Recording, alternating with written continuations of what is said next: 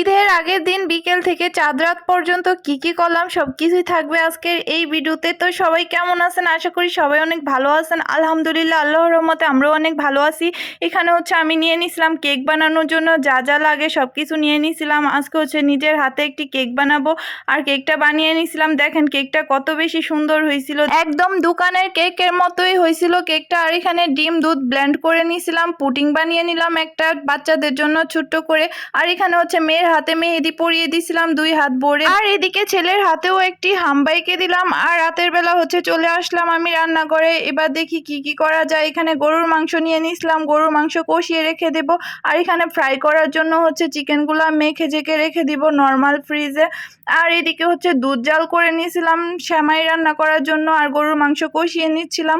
আমি হচ্ছে সেমাইটা রাতের বেলায় রান্না করে রেখে দেই, আর গরুর মাংস হচ্ছে রাতের বেলা কষিয়ে রেখে দেই। আর যা যা রান্না করার হচ্ছে কালকে দিনের বেলা, মানে কালকে সকালবেলা রান্না করব ঈদের দিন সকাল সকাল ঘুম থেকে উঠে।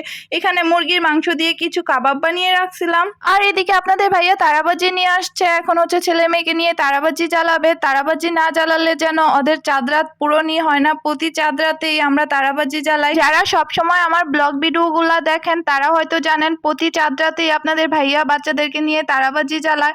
আর সব শেষে হচ্ছে আমি একটু হাতে মেহেদি পরে নিয়েছিলাম সব কাজ শেষ করে। আর রাতের বেলা হচ্ছে আপনাদের ভাইয়া ডিসকোন নিয়ে আসছিল। তো এখন হচ্ছে বসে বসে আইসক্রিম খাবো। প্রতি চাঁদ রাতেই আমি আইসক্রিম